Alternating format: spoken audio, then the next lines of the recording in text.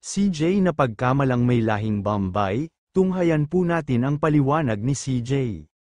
Magandang araw po sa inyong lahat mga ka-viewers, Jamdith community and all Medith communities around the globe. Silent Independent and Marathoners, shout out po sa inyong lahat. Paki-like and share naman ang video natin guys. Natawa naman si CJ na may isang tita nag-comment sa isang picture niya. Namukha daw siyang Bombay, paliwanag pa ni CJ na grabe daw talaga eye bags niya nun. Siguro dahil napuyat siya, kulang sa tulog, na stress. Kaya ganun, may naghanap naman kay Jana, kung asa na daw ba ito. Busy daw po si Jana at parating na daw ang exams kaya hindi daw nakakasama.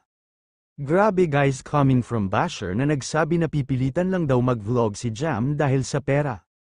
Kaya inulit din ni CJ ang tanong kay Medith, ito harapan at straight na sagot galing kay Medith. Minsan lang ta sumasagot sa tanong ng basher, hindi daw sabi ni Medith kasi napaka-genuine daw ni Jam. Lalo na daw sa pag-alaga kay Medith, sobrang grateful naman daw sila na may mga generous na taong tumulong at nagbigay sa kanila financially dahil sabi nga ni Medith sino ba naman sila para tulungan.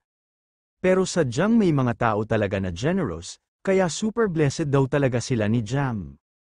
At kahit na daw wala pa yang tulong alam niya daw na aalagaan pa din siya ni Jam. Kaya hindi daw totoong napipilitan lang si Jam, hindi daw niya yun naramdaman.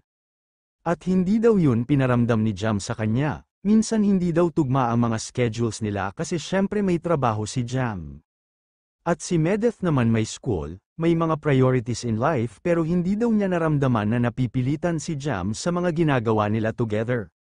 For now daw si CJ muna ang makakasama ni Medith dahil marami daw siyang vacant na oras, siya muna daw mag-cover habang wala pa si Jana, kasi super stressed daw si Medith ngayon, may nag-compare pa na basher sa ibang love team na kesyo daw kuripot daw ang mga sponsors ni Medith, hayaan nyo na daw silang mag-compare, basta dito sa Jamdith wholesome lang at happy lang tayong lahat, hanggang dito po muli mga ka-Jamdith viewers, maraming salamat po sa inyong lahat.